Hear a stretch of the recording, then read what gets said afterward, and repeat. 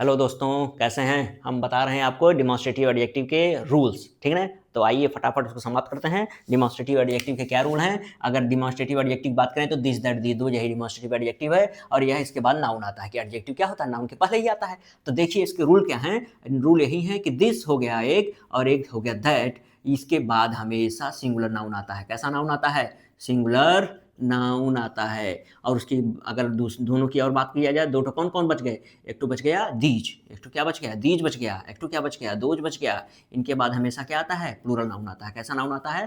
Plural noun आता है। आप कहेंगे कि ठीक है, जानकारी हो गई, लेकिन इसका यूज क्या है? तो इसका यूज मैं बता देता हूँ कि आपके एग्जाम में आता है सिंटैक्स चैप्टर में। आप क्लास 12 के बच्चे देखेंगे और अन्य कॉम्पिटेटिव एग्जाम्स में भी ये आता है एरर में। जैसे देखिए, आपको कहता है दिस के बाद आप कह देगा बुक्स, दिस बुक्स। आपको किसी वाक्य में प्रयोग कर देगा दिस बुक्स, कहेगा सही है गलत? तो बताइए सही है? नहीं, सही नहीं है। या क्या है? गलत है। दिस के बाद क्या आता है? सिंगुलर नाउन आता है। तो इसका सही क्या होगा? इसका सही यही होगा कि दिस बुक। क्या होगा? दिस बुक कह देंगे तो क्या है? यह सही है। यह क्या है? सही है। उसी प्रकार से मैं तुमसे कह दूं भाई, दीज लिखा है और दीज के बाद लिख दिया जाए कार। अब बताइए यह सही है गलत है? दीज कार कहना सही है गलत है? नहीं सही है, यह गलत है, क्योंकि दीज और दोज के बाद कैसा नाउन आता है? प्लूरल नाउन आता है। तो क्या होगा यहाँ पे? दीज कार्स होगा। क्या होगा? दीज कार्स होगा।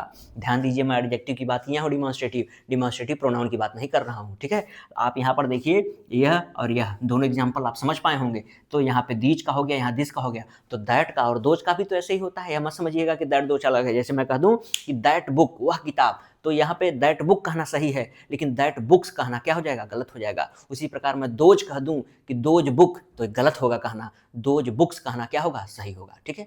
धन्यवाद।